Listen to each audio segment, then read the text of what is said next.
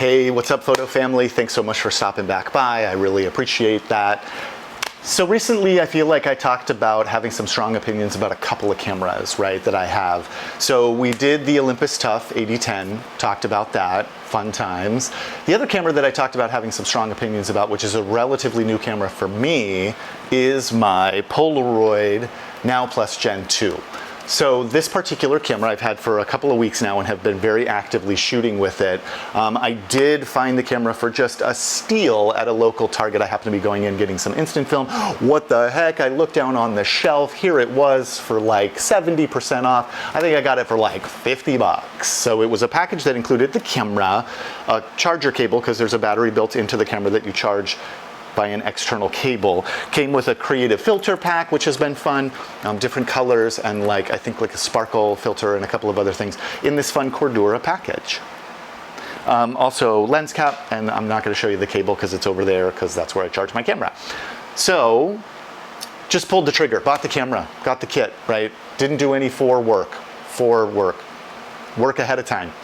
Looking at the camera, reviewing the camera, is it worth this much money? I just pulled the trigger and got the camera. So then retroactively, I started doing some looking around at what people thought about this particular camera, and it was looking pretty grim. So people have some pretty strong feelings about this camera. I think there's a kind of overarching idea that the Gen 1 and the Gen 2 are not that much different. I can't speak to that. I've only shot the Gen 2, so that's the only one that I know about. And then there were some people out there with really strong feelings about the camera and having like a very kind of, not visceral reaction, but strong feelings maybe is the best way to say it. So I kind of was stressed and like, ugh, did I buy a piece of junk? Is it a brick? And I got anxious. But then I booted it up, charged it up, booted it up. Power button on the back, little flash button that you can force off, a small orange LCD screen that shows how many shots you have, whether there's film in the camera, if it needs to be charged, a little bit of heads up information. Button on the side, front load film bay. It's shooting I-type and 600 type film, so 600 black and white and 600 color, so that's cool. Some flexibility there. Front of the camera, shutter actuation button, flash, lens. This is where we're looking through the camera for viewfinding, and then there's a plus button on the front. So this blinks when it's looking for the app, and the app PS is amazing. I love that thing. It's just so chunky and intuitive. I don't know if that speaks to the kind of person I am. Colorful too. Colorful, chunky, and intuitive. Yes. So the app is great and opens up some features with this camera, which has been fun. The blue button on the plus button on the front also manually changes the cameras through a few different shoot modes as well, which is then also pretty helpful in the event that you don't want to pair it with the app or whatever, you're just wanting to do things kind of more on the fly. You can't do that, so there's some flexibility. It's a box camera, right? If I was gonna be bummed about anything, it might be that it's the build that it is all the time. I love my SX70. Schwack, that thing closes down and it's just lean and like a laser. But a camera. This is not like that. This is a chunky kind of experience. I mean, here it is. This is what you get, no matter what.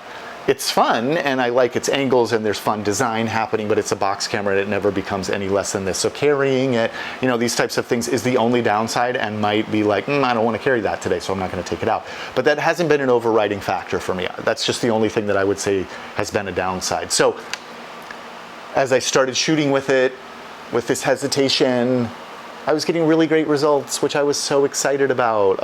I'm getting nice sharp images. The exposure's been great. I've shot it in a variety of situations, and it's always performed really well for me. Did I get like a peach in a pit or a gem in some junk? I don't know. Like maybe this one's just built differently, and other people who are having different experiences. Okay, here's the bottom line.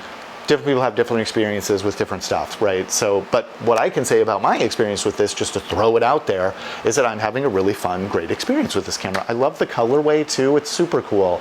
So again, really getting some decent images, not decent, good images actually. Let's just go to good images. And it's happening probably like 80% of the time. So this has not been a miss for me. So would I recommend getting this for people thinking about getting a box style camera from Polaroid to create some instant photographs? Yes, I would.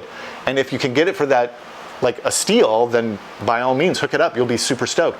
If it's the regular price, I would probably still advocate for it, because for a point and shoot experience where you're consistently getting good photographs, check, do it. So that's, yeah, just kind of the long and short of it. So I've really enjoyed my experience. Thanks Polaroid Gen 2, thanks Target for having like an amazing deal, and the lords of camera acquisition shining upon me that day and allowing me to get the camera for a good deal. Hope everybody has an excellent one. I will catch up with people soon. Peace out.